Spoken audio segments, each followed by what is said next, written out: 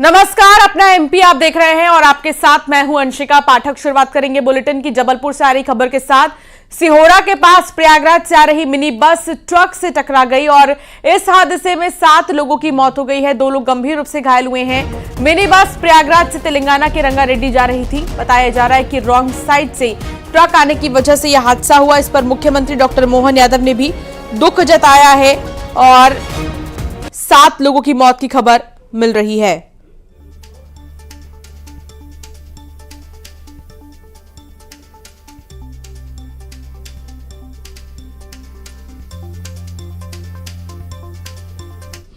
थाना सिहोरा से 5 किलोमीटर पहले मोहला बरगी जो कटनी रोड पर है हाईवे, उस पर एक ट्रक रॉन्ग साइड के चले जाने से ट्रेवलर सीधे आके उससे टकरा गई। फिलहाल अभी वो साउथ की ये ट्रेवलर है, उसमें 7 लोगों की मौत की फिलहाल पुष्टि हुई है और इस अभी फिलहाल बॉडी को बचा दिया है। कुछ लोग अभी गाड़ी में फंसे हुए भी दिख रहे हैं, जिसको हमारा पूरा पुलिस प्रशासनिक अमला उसमें रेस्क्यू कर रहा है और उसको निकालने का पूरा प्रयास कर रहा है। जबलपुर हादसे पर मुख्यमंत्री ने दुख जताया है। 7 लोगों की मौत दुखद है। मुख्यमंत्री ने कहा, श्रद्धालुओं से अपील की है सीएम ने कि रात के समय में सफर करने से बचे।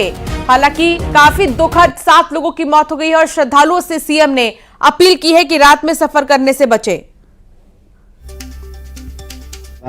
सिहोरा के पास दुर्घटनाग्रस्त हुई है और दुर्घटना में दुखद निधन हुआ है 7 लोगों का। मैं बाबा महाकाल से कामना करता हूं कि मृतक व्यक्तियों के परिवार में सांत्वना दें और साथ ही साथ मृतक आत्माओं को मोक्ष प्रदान करे। हम सब अपनी गाड़ियों के, वाहन के, साधन के सावधानी से चलाने के निर्देश रखें। ड्राइवर को पर्याप्त नींद दिलवाएं। कई बार ये जो ज्यादा चलाने के चक्कर में अच्छे रोड पर भगाने से एक्सीडेंट होता है। मैं आपके माध्यम से अपील करता हूं कि वाहन साधन हमारी व्यवस्थाओं के लिए, हमारे से जीवन के खिलवाड़ के लिए नहीं, लेकिन फिर भी मैंने जांच के आदेश दिए हैं।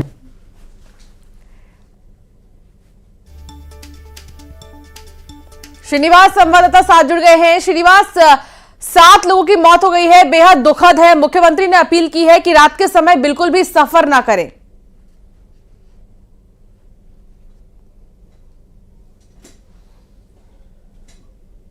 सबसे ज्यादा देखा जा रहा है कि जो NH-30 पर साउथ से जो दक्षिण भारतीय से जो आ रहे हैं श्रद्धालु जा रहे हैं, जिसके कारण लगातार जाम की स्थिति भी निर्मित हो रही है और लोग और गंतव्य तक पहुंचने के लिए कहीं ना कहीं ओवर स्पीड गाड़ी चला रही है, जिसके कारण ये हादसा की वजह बन रहा है। मुख्यमंत्री जी सही है, अपील जरूर किया है इस बात को लेकर, लेकिन आस्था जो है, आस्था की डुबकी जो लगाना प्रयागराज में, जिसको लेके लगातार लोग जा रहे हैं और दुर्घटना का शिकार हुआ ताजा मामला है सिहोरा का जो सामने आया है, जिसमें देखा जा रहा है कि ट्रेवलर्स और ट्रक के बीच में टक्कर हो गई थी। इस भीषण हादसे में 7 लोग की मौत हो गई, वहीं 2 लोग गंभीर रूप से घायल हुए हैं। एक नई जानकारी, घायलों को मेडिकल कॉलेज में इलाज किया जा रहा है। वहीं एक नई चीज ये अपडेट सामने आया कि ट्रक और ट्रेवलर टक्कर के साथ साथ जैसे ही टक्कर हुआ वैसे पीछे से एक कार भी आ रही थी और कार भी आके जो ट्रक है ट्रक से टकरा गई थी। हालांकि इस हादसे में बाल कार में सवार 5 लोग ड्राइवर सहित थे, वो बच गए हैं। लेकिन ये नई चीज एक सामने आई, क्योंकि वीडियो में भी साफ तौर पे देखा जा रहा है कि उसके साथ साथ एक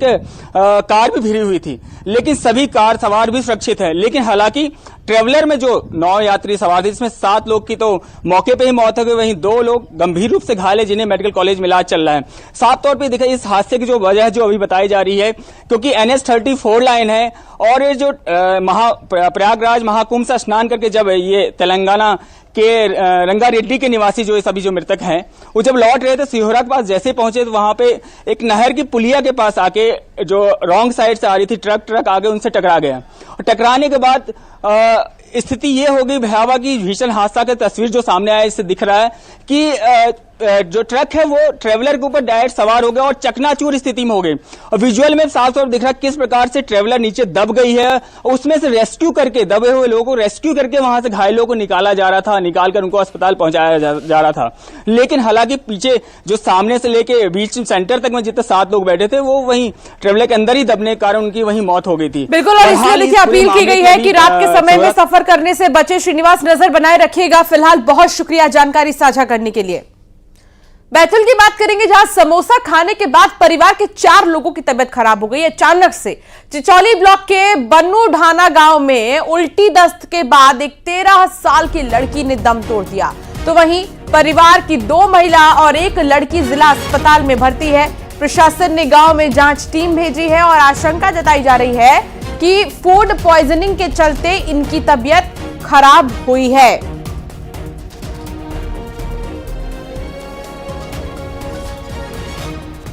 ठंड लगी और तबीयत खराब हुई, फिर उल्टी दस्त चालू हो गए और उसके बाद फिर ज्यादा मेरी बहन खत्म हो गई। और कौन कौन? दादी, मम्मी, मैं और मेरी बहन। बहन कितने साल की? 13 साल की। पढ़ाई करती है? हाँ। और अब खबर भोपाल से, जहां राजधानी में बदमाशों के हौसले बुलंद हैं। बदमाशों ने हथियार लेकर आतंक मचा दिया है। लाठी और डंडे लेकर लड़ाई करते दिखाई दिए बदमाश। 2 पक्षों के बीच विवाद का वीडियो सामने आया है और मामले की जांच में अब पुलिस जुट गई है।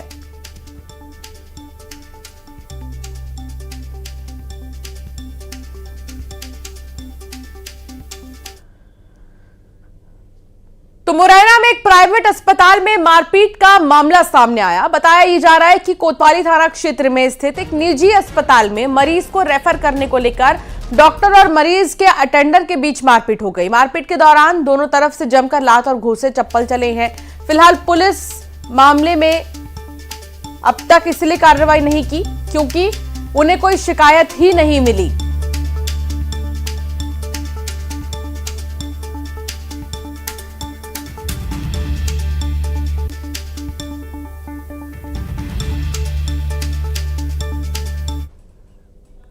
ग्वालियर में हर्ष फायरिंग का मामला रुकने का नाम ही नहीं ले रहा है। महाराजपुर थाना के डीडी नगर में युवक ने अपने साथियों के साथ जन्मदिन का जश्न मनाने के दौरान राइफल से केक काटा और उसके साथी ने अवैध कट्टे से हवाई फायर कर दिए। जश्न का वीडियो सोशल मीडिया पर वायरल हो रहा है और अब पुलिस मामले की जांच में जुटी है।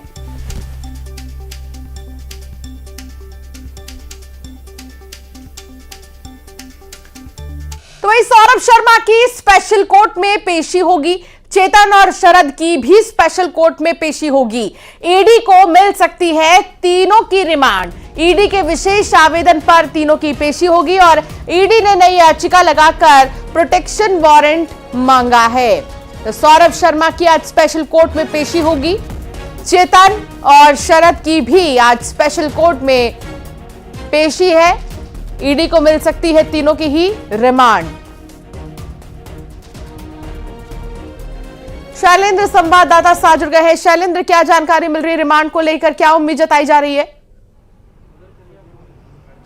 देखिए, बिल्कुल बताया जा रहा है कि अब से कुछ देर बाद सौरभ शर्मा, चेतन सिंह गौर और शरद जायसवाल को ईडी की टीम लेकर यहां पहुंच सकती है। और जिस तरीके से लगातार 3 दिन तक जेल में पूछताछ की गई थी और उसके बाद भी कई महत्वपूर्ण जानकारियां जो उससे निकलनी थी लेकिन वो नहीं निकल पाई हैं। और यही कारण है कि एक बार फिर जो है वो विशेष अदालत में एक याचिका लगाई गई थी। याचिका के माध्यम से जो है वो उन तीनों का जो रिमांड मांगा गया है और अब से कुछ देर बाद वो कोर्ट रूम में यहाँ पहुंचेंगे। मैं अभी कोर्ट के बाहर ही मौजूद, अब तस्वीरों में भी देख सकते हैं कि मैं यहाँ पर मौजूद और इसी गेट पर कुछ देर बाद सौरभ शर्मा जो है वो और उसके दोनों साथियों के साथ टीम यहाँ पहुंचेगी केंद्रीय जेल में, चूंकि वो बंद है और यहाँ पर उसको लाया जाएगा। उसके अलावा बाद जो है विशेष अदालत जो है वो ईडी की, उसमें उसको पेश किया जाएगा। हालांकि ये बता दें कि जिस तरीके से पूछताछ हुई थी उसके बाद कल ही ईडी ने जेल में रहते हुए उसकी गिरफ्तारी की थी और उसके बाद अब उससे कई महत्वपूर्ण तथ्य जो है वो अभी निकालने बाकी रह गए। क्योंकि देखिए, लगातार जिस तरीके से लोकायुक्त ने 7 दिन तक उससे पूछताछ की, उसके बाद 3 दिन तक ईडी ने भी जेल में जाकर पूछताछ की,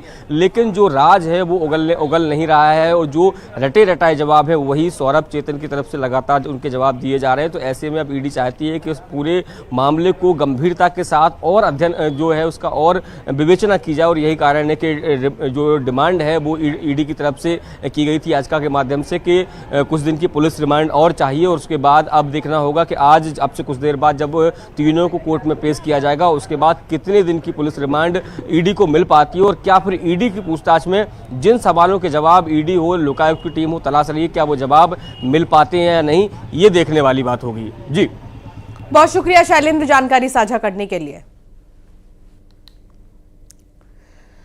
खबरों में आगे बढ़ेंगे और बात करेंगे इंदौर की, जहां खाद्य आपूर्ति विभाग की छापेमार कार्रवाई देखने को मिली है। एक ट्रक और 800 कट्टे चावल जब्त किए गए हैं। अवैध रूप से जमा किया गया था चावल। इंदौर से गुजरात ले जाने की तैयारी थी। कलेक्टर के निर्देश पर टीम ने कार्रवाई की है। खाद्य विभाग की टीम अब मामले की जांच कर रही है।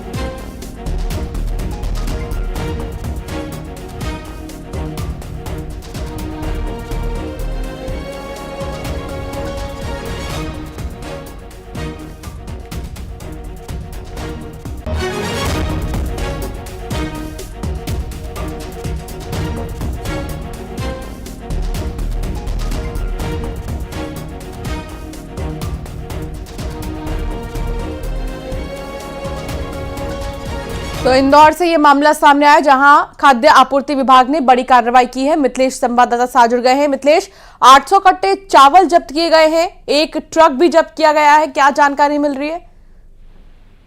देखिए, खाद्य विभाग की ये कार्रवाई है और कलेक्टर आशीष सिंह के निर्देश पर लगातार कार्रवाई जारी है। MIC मेंबर मनीष शर्मा है, उन्हें भी इसकी जानकारी मिली थी बुकवीर से कि कुछ इस तरीके से जो सरकारी चावल है वो 800 कट्टे गुजरात ले जाने की तैयारी, एक ट्रक में भर के पूरे चावल के कट्टे को ले जाया जा रहा है और तत्काल सुबह छापेमार कार्रवाई कर एक ट्रक के सहित 800 जो चावल की बोरियां हैं उसे जब्त कर लिया गया। कार्रवाई की जा रही है। कई लोग इस मामले में FIR दर्ज कई लोगों पर हुई है और आने वाले समय पे और भी बड़ी कार्रवाई हो सकती है, क्योंकि इस पूरे लिंक को तलाशा जा रहा है, इस पूरे कनेक्शन को तलाशा जा रहा है कि आखिर ये लोग कौन है जो सरकारी अनाज की तस्करी कर रहे हैं, यहाँ से गुजरात लेके जाना, फिर गुजरात में इसे खरीदता कौन है, कैसे इसे बेचा जाता है और किन कौन कौन लोगों की इससे कड़ियां जुड़ी हुई है। तो कहीं ना कहीं सभी पूरे नेटवर्क भगाला जा रहा है, लेकिन कहीं ना कहीं से खाद्य विभाग की बड़ी कार्रवाई मानी जा रही है और ये पिछले 4 महीने के अंदर दूसरी बड़ी कार्रवाई है जब खाद्य विभाग ने बड़ी मात्रा में इस तरीके से अनाज को जब्त किया है। बहुत शुक्रिया मिथिलेश जानकारी साझा करने के लिए। और अब खबर खंडवा से है, जहां जन सुनवाई के दौरान फरियादी बुजुर्ग नाराज हो गए और अपना आवेदन फाड़कर कलेक्ट्रेट के डस्टबिन में फेंक दिया। बताया जा रहा है कि इलाज के लिए आर्थिक सहायता की मंजूरी नहीं मिलने से बुजुर्ग नाराज थे और जो बुजुर्ग फरियादी यहां पर पहुंचे थे वो नाराज होने के बाद अपने ही आवेदन को फाड़ा पहले और फिर कलेक्ट्रेट के डस्टबिन में ही फेंक दिया। आर्थिक सहायता की मंजूरी नहीं मिली उन्हें, जिसके बाद वो काफी ज्यादा नाराज नजर आए।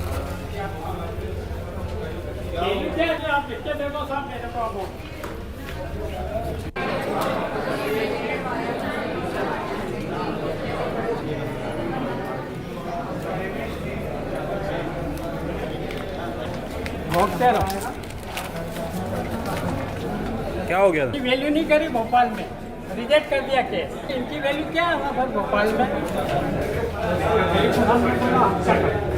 तो आपकी और वहाँ की स्वेच्छा अनुदान का कलेक्टर ने मुझे और सांसद ने लेटर दिया था, अमाउंट 7.5 लाख रुपए का। मैं भोपाल गया तो वहाँ से मेरे को भगा दिया कि आप चले जाइए यहाँ से। यानी इनकी वैल्यू नहीं करी उन्होंने, ना कलेक्टर ने। मैंने कलेक्टर साहब को हाथ पकड़ के थोड़ी बोला था कि आप 7.5 लाख का अमाउंट लिख दीजिए सर। तो मेरा निवेदन ये है कि अमाउंट तो लग गया, मोदी जी भी बोलते हैं अमाउंट के 5 लाख देंगे, 1 रुपया नहीं दिया। हमने कर्जा लेके हमारी पोती का इलाज कराया है, तो क्या मतलब है भोंकने से फिर। और अब खबर ग्वालियर से है, जहां श्रीधाम एक्सप्रेस में NRI से 25 लाख की चोरी। पत्नी के पर्स से जेवरात, डॉलर और नकदी चोरी की गई है। दतिया और ग्वालियर स्टेशन के बीच ही चोरी हुई है। अमेरिका से शादी में शामिल होने नर्मदापुरम आए थे। NRI ने निजामुद्दीन रेलवे स्टेशन पर GRP से इसकी शिकायत कर दी है। निजामुद्दीन GRP ने केस दर्ज कर ग्वालियर GRP को भेजा है।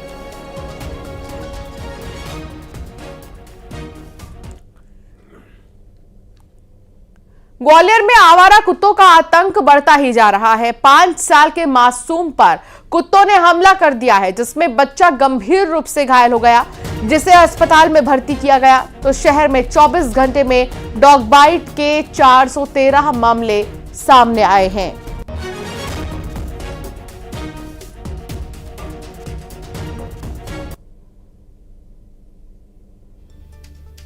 तो लगातार आवारा कुत्तों का आतंक ग्वालियर में जारी है। एक महीने में 450 बच्चों पर आवारा कुत्तों ने हमला किया है। 7 साल के बच्चे पर भी हमला किया था, लेकिन अभी तक लोग दहशत में ही जी रहे हैं।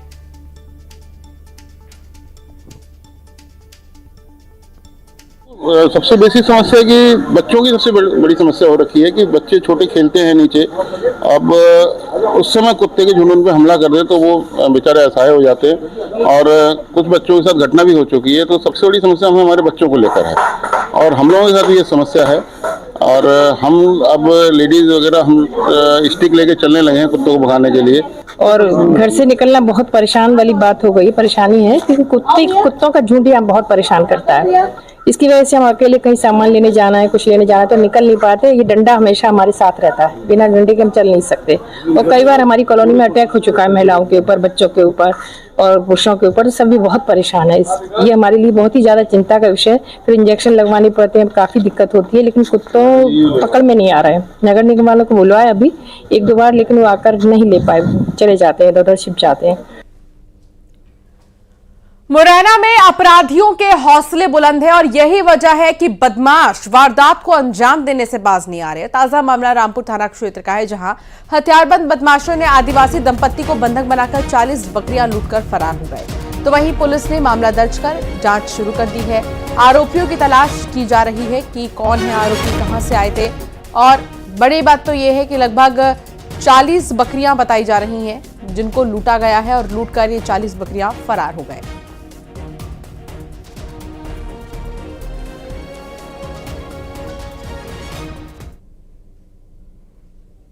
मुरैना के अलापुर गांव में लकड़बग्गे के चलते दहशत का माहौल है।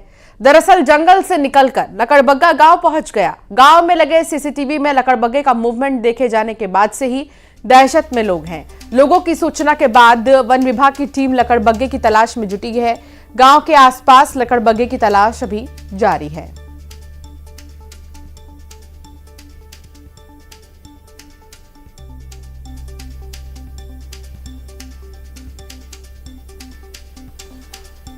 तो वहीं दमोह में आदिवासी युवक की हत्या से सनसनी मच गई है। मामला गैसाबाद के चंडी मंदिर के आदिवासी मोहल्ले का है।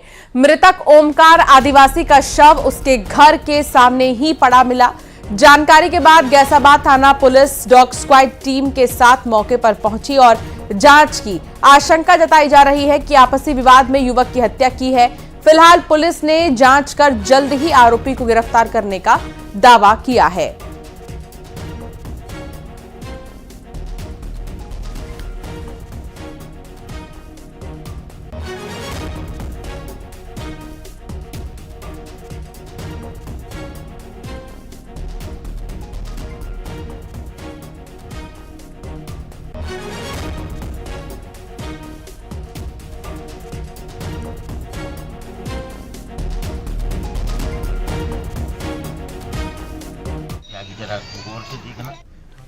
प्राप्त हुई थी कि यहाँ पर एक डेड बॉडी मिली है। जब यहाँ पर जांच की जा रही है, पूछताछ की जा रही है, तो प्रथम दृष्टया ये प्रतीत होता है कि ये आपसी लड़ाई झगड़े का मामला है। इसके बाद जांच करने के बाद अन्य तथ्यों की पूछताछ की गई, अन्य तथ्यों के बारे में जानकारी ली गई।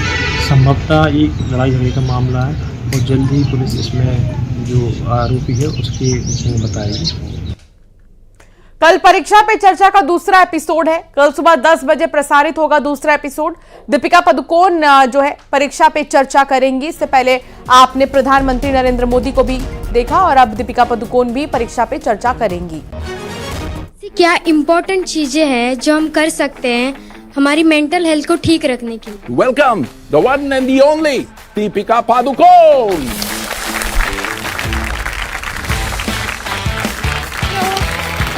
मैं बहुत ही नॉटी बच्ची थी। मैं हमेशा सोफास पे, टेबल्स पे, चेयर पे चढ़ के कूदना। कभी कभी हम बहुत स्ट्रेस हो जाते हैं। जैसे मैं मैथ्स में बिल्कुल वीक थी और आज भी हूँ। जैसे नरेंद्र मोदी जी ने उनके किताब एग्जाम वॉरियर्स में भी लिखा है, express never suppress.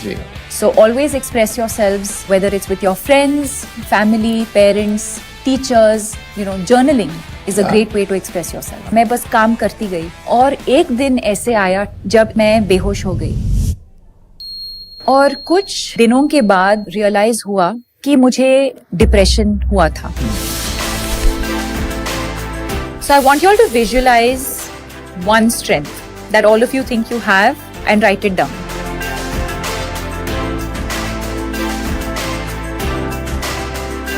How amazing this activity is. You realize there are so many things that you're actually good at. I want you guys to tell us, what did you learn today? To always carry a smile on your face. You just have to look into yourself and find your biggest strengths. I would also like to thank the Honorable Prime Minister for giving us this platform to really come out as exam warriors and not warriors. I want to wish all of you the very best, and to do your best, take adequate rest.